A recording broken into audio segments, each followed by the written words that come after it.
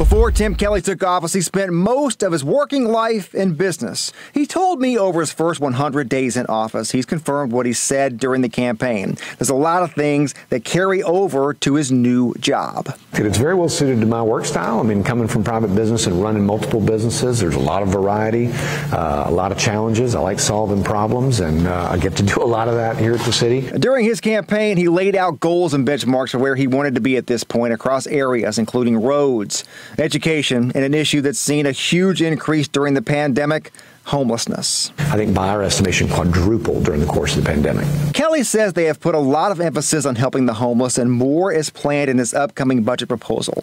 He also told us about plans to address the rise in COVID-19 cases. Next week on Thursday, Kelly will announce the details of a new sweepstakes that will incentivize residents in Chattanooga to get the COVID vaccine. Other states, such as Ohio, have used their lottery program to incentivize people to participate and get vaccinated.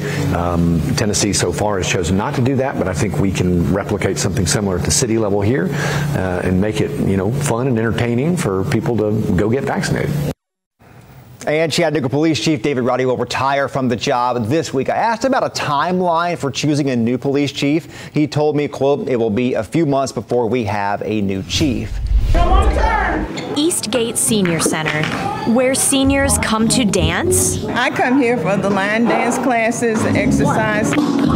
Or to train.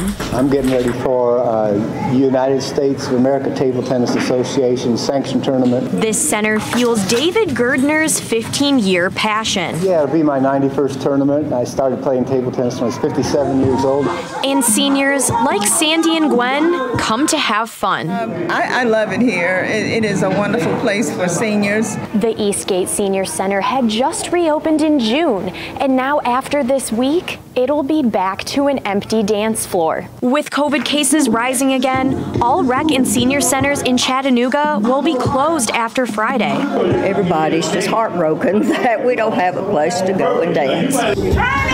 Just when things seemed back to normal, just as we got the ladies to dance up to about the usual number we had pre-COVID, now it's going to go back. So that's a disappointment. The mayor's office says the closure is linked to the large number of unvaccinated people catching the virus, and centers won't reopen until the situation improves. We understand about the closing down with the COVID, but we hope that we get this resolved very quickly.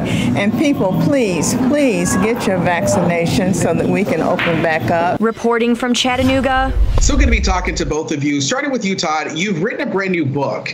And first off, tell us about the book really quickly and where can we find it? Well, the book is called The Hairy Farmer's Daughter, and it's right here. You can find it on Google. You can find it anywhere if you just Google it, or you can Google toddrgunderson.com. And all my books come up. This is the first one that I actually wrote. And I've written, it's a series of 4, and I've got 2 finished. One's at the publisher now, ready to come out in probably November. The really cool thing about the relationship with you and Miss Ellen here, your latest book that you just released, you needed some illustrations done, but there was a story behind it. Tell us about it. Well, actually, the very first book, when I met her, she moved in next door to me, and I went down and introduced myself, and I told her I was writing this book and was going to have one of my 3rd grade students illustrate for me. And she said, "Well, I'm an illustrator. Don't do that." And okay. Well, I said, "I'm a carpenter. You need anything done? We can barter." And sure enough, did she need some stuff done? We built all kinds of stuff. I think this is simply amazing. Miss Ellen, for you, what was it like for you to take part and be a part of this whole piece of work? Well, it's fun. I always tell people I was born an artist, and I've illustrated literally my entire life. It was how I earned my own income. And when Todd came and he needed a book illustrated, I thought, oh, okay, that's fine. And then I started reading the books, and I have to say, it's really been a fun experience for my life because it isn't every day that such a quality writer comes along. I really think that Todd could be one of the next Mark Twains. And so this has just been a fun project. I can only imagine the fun project, but also for you, Todd. You've done some work to pay your debt to Ms. Ellen. Tell us about some of the work you've been able to do for her. I built a forge, a building to house her forge equipment that she had. I built a greenhouse for her, and I rebuilt cabinet doors for her kitchen and some other, smaller tasks as well. That is simply amazing. For you, Miss Ellen, when you think about this book, what did you learn throughout this journey being able to work with Todd?